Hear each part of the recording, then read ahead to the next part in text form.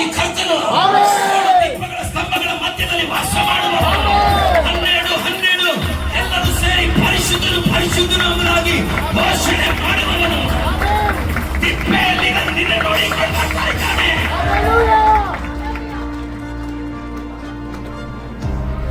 ಇದನ್ನು ಸಮಾಧಾನದಿಂದ ಹೇಳಕ್ಕಾಗಲ್ಲ. ಆಗಲ್ಲ ಕಣಯ್ಯ. ಅಯೋಗ್ಯನಾದ ನನ್ನ ನುಡಿಕೊಂಡು ಬಂದವನ ಪ್ರಚಾರ ಸುಮ್ಮನೆ ಮಾಡಿದ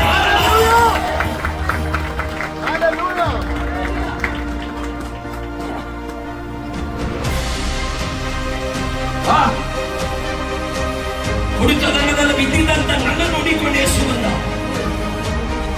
ದಿನಕ್ಕೆ 4 ಪ್ಯಾಕೆಟ್ 5 ಪ್ಯಾಕೆಟ್ ಸಿಗರೇಟ್ ನನ್ನ ನೋಡಿಕೊಂಡು ಯೇಸು ಬಂದ. ಗಾಂಜಾ ಹೊಡೆಯ ನನ್ನ ನೋಡಿಕೊಂಡು ಯೇಸು ಬಂದ. ಹಾಗಾದ್ರೆ ಆ ಯೇಸುವಿನ ಬಗ್ಗೆ ನಾನು ಹೇಳಿದ್ರೆ ಎಷ್ಟು ಹೇಳಿದ್ರು ಕಡಿಮೆ.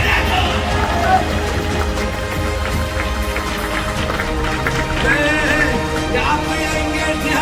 ಅಯ್ಯೋ, ಕೊರೋನಾ ಬಂದಾಗ ಸೈತಾನ ಮುಂದೆ ನಿಂತ್ಕೊಂಡು ಹೇಗ್ರೆ ಸಂತೋಷ್ ನಿನ್ನ ಸಮಯ ಆಯ್ತು ಬಾ ಅಂದಾಗ ಯೇಸುವೇ ರಾತ್ರಿ 1:27 ಕೂಗಿ ಹೇಳಿದಾಗ ದೇವದೂತರೊಬ್ಬ ಬಂದು ಮಧ್ಯೆ ನಿಂತಾಗ ಯಾಕಯ್ಯ ಅವನ ಬಗ್ಗೆ ನಾನು ಕಿರ್ಚಬಾರ್ದು?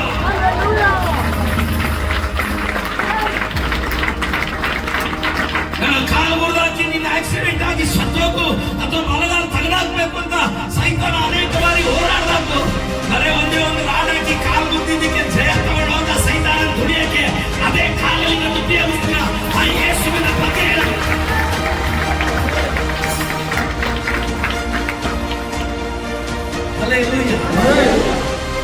ಅವಳು ಕೂಗಿ ಹೇಳ್ತಾ ಇದ್ದಾರೆ ಯೇಸುವನ್ನು ನೋಡ ಆಸೆ ನನ್ನಿದೆ.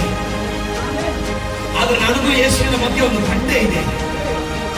ನನಗೂ ಯೇಸುವಿನ ಮಧ್ಯೆ ಒಂದು ಸಾಲ ಇದೆ. ನನಗೂ ಯೇಸುವಿನ ಮಧ್ಯೆ ಒಂದು ಕುಡುಕತನ ಇದೆ. ನನಗೂ ಯೇಸುವಿನ ಮಧ್ಯೆ ನನ್ನ ಕುಟುಂಬ ಸಮಸ್ಯೆ ಇದೆ. ನಾನು ಯೇಸುವನ್ನು ನೋಡ